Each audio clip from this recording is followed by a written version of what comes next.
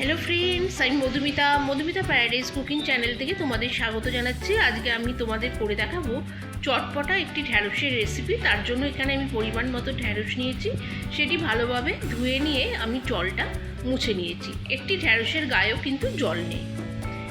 এবার আমি ঢ্যাঁড়সগুলো কেটে নেব।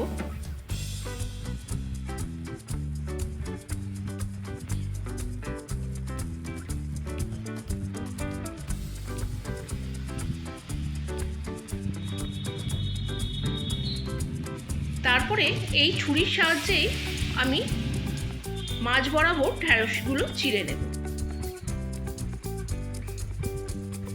যেইভাবে আমি তোমাদের দেখালাম আমি ঠিক সেইভাবেই চিড়ে নিচ্ছি।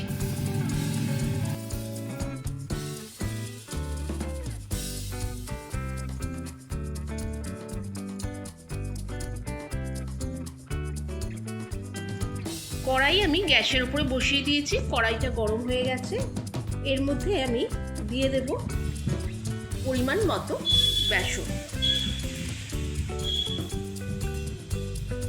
দিয়ে বেসনটা আমি হালকা রোস্ট করব।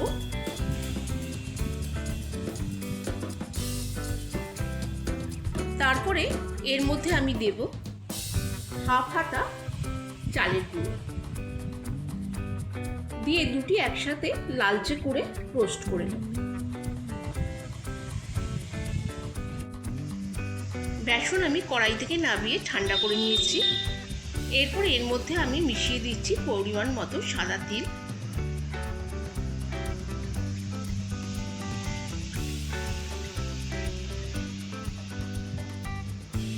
ধনের গুঁড়ো,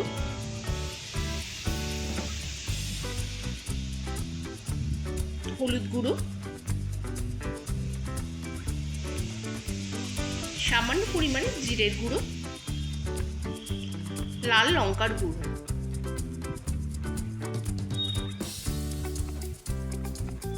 আর একটু বেশি পরিমাণে আমচুর পাউডার।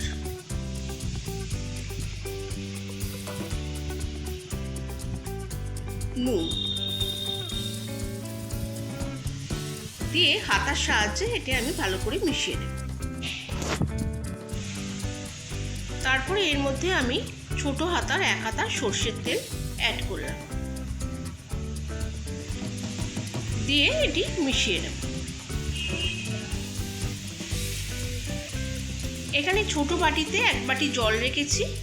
তার থেকে সামান্য পরিমাণে জল নিয়ে এটি মাখবো। খুব বেশি পরিমাণে জল একবারে এর মধ্যে অ্যাড করা যাবে না।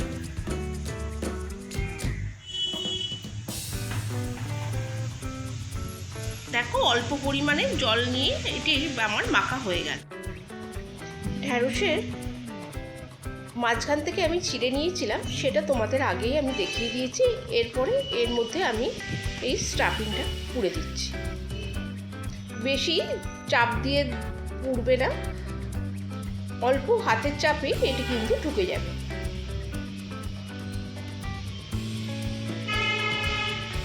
একটি করে রাখার পরে আমি দ্বিতীয়টি এবার এই সেমভাবেই করব।